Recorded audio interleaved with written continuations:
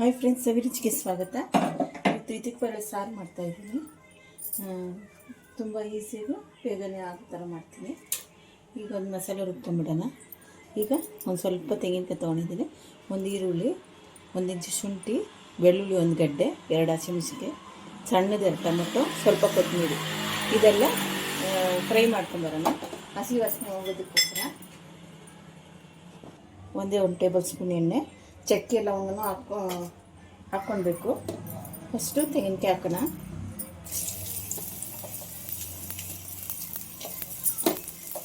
ತುಂಬ ರುಚಿಯಾಗಿ ಚೆನ್ನಾಗಿರುತ್ತೆ.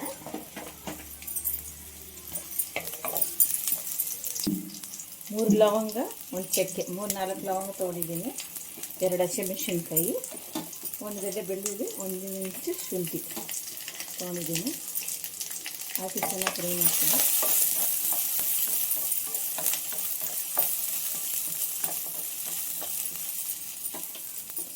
ಸ್ವಲ್ಪ ಕೊತ್ತಂಬರಿ, ಜಾಸ್ತಿ ಹಾಕ್ಬಾರ್ದು, ಸ್ವಲ್ಪ ಸಾಕು. ಸ್ವಲ್ಪ ಕೊತ್ತಂಬರಿ,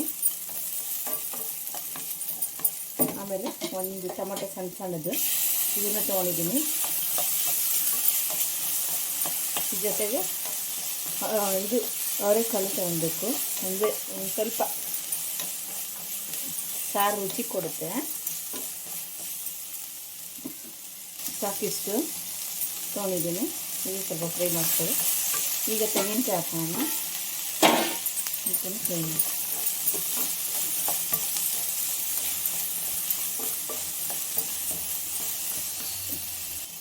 ನೋಡಿ, ಈಗ 1 tea spoon, 3/4 tea spoon chilli powder ಹಾಕ್ತಾಯಿದ್ದೀನಿ.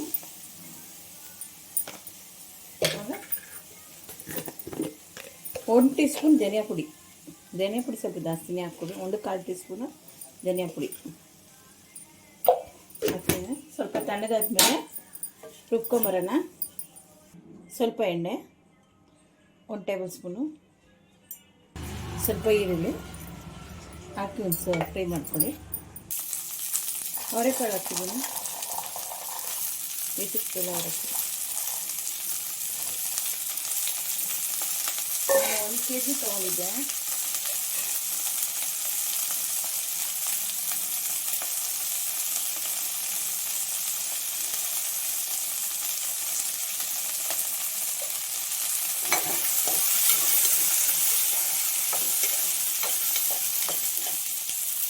ಆಲೂಗಡ್ಡೆನೂ ಹಾಕ್ತಾಯಿದ್ದೀನಿ,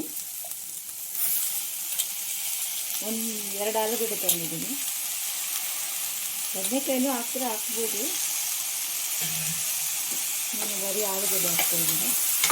ಇದಕ್ಕೆ ಒಂಚೂರು ಅರಿಶಿನ ಹಾಕೋಣ. ಅರಿಶಿನ ಹಾಕಿದ್ದೀನಿ, ಸ್ವಲ್ಪ ಜಾಸ್ತಿ ಒಂದು ಬೇಡ. ನೋಡಿ, ಈ ಥರ ನಿಂಬಾಗಿ ರುಬ್ಕೊಂಡ್ಬಂದಿದ್ದೀನಿ, ಇದು ಹಾಕ್ತಾಯಿದ್ದೀನಿ.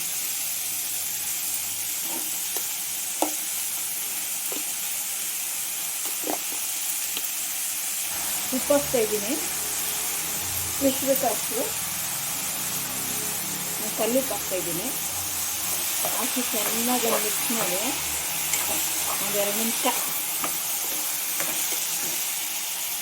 ಮಿಕ್ಸಿ ನೀರು ಹಾಕ್ತಾಯಿದ್ದೀನಿ. ನೋಡಿ, ನಿಮ್ಗೆ ಎಷ್ಟು ಬೇಕಷ್ಟು ನೀರು, ನಾನು ಸ್ವಲ್ಪನೇ ಹಾಕ್ತೀನಿ.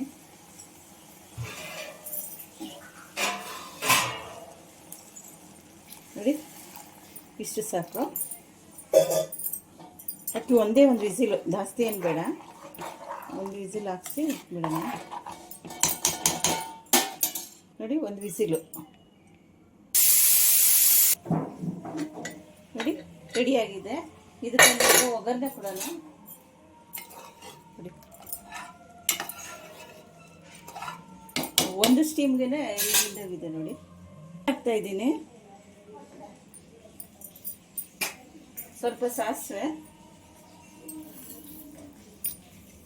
ನೋಡಿ, ಕರಿಬೇವಿನ ಸೊಪ್ಪು ಹಾಕ್ತಾಯಿದ್ದೀನಿ. ಸ್ವಲ್ಪ ಇಂಗು, 1/4 ಟೀ ಸ್ಪೂನ್ ಇಂಗು, ಚಿಲ್ಲಿ ಪೌಡ್ರ್, ಕಾಶ್ಮೀರಿ ಚಿಲ್ಲಿ ಪೌಡ್ರಿಗೂ ಹಾಕ್ಕೊಡಿ. ನಾನು ನಾರ್ಮಲ್ದೇ ಹಾಕ್ತಾಯಿದ್ದೀನಿ, ಕಲರ್ ಬರೋಕ್ಕೋಸ್ಕರ. ಹಾಕಿ ಫ್ರೈ ಮಾಡ್ಕೊಳ್ಳಿ. ಅದರಲ್ಲಿ ಹಾಕೋಣ.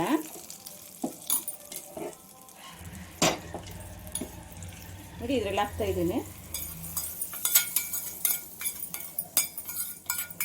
ತುಂಬ ರುಚಿಯಾಗಿರುತ್ತೆ. ಮೇಲೆ ಒಂಚೂರು ಕೊತ್ತಂಬರಿ ನೋಡಿದ ಮೇಲೆ ಒಂಚೂರು ಕೊತ್ತಂಬರಿ ರೆಡಿ ಆಯಿತು ಇದಕ್ಕೆ ಬೇಳೆ ಸಾರು. ಅನ್ನ ಜೊತೆಗೆ, ಮುದ್ದೆ ಜೊತೆಗೆ, ಚಪಾತಿ, ದೋಸೆ ಎಲ್ಲದಕ್ಕೂ ಚೆನ್ನಾಗಿರುತ್ತೆ. ನೋಡಿ ಆಗಿದೆ ರೆಡಿ.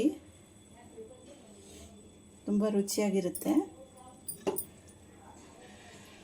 ಇನ್ನು ಮುಂಚೆನೇ ಒಂದು ಸ್ಟೀಮ್ ಹಾಕಿ ಒಂದು 2 ನಿಮಿಷ ಬಿಟ್ಟು ಎತ್ತಿಬಿಟ್ರೂ ಇನ್ನೂ ಚೆನ್ನಾಗಿರುತ್ತೆ.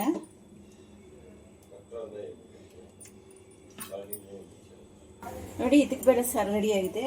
ನೀವೊಂದು ಸರಿ ಟ್ರೈ ಮಾಡಿ, ಲೈಕ್ ಮಾಡಿ, ಶೇರ್ ಮಾಡಿ. ನಿಮಗೆ ಈ ವಿಡಿಯೋ ಇಷ್ಟ ಆಗಿದ್ದರೆ ಸಬ್ಸ್ಕ್ರೈಬ್ ಮಾಡಿ.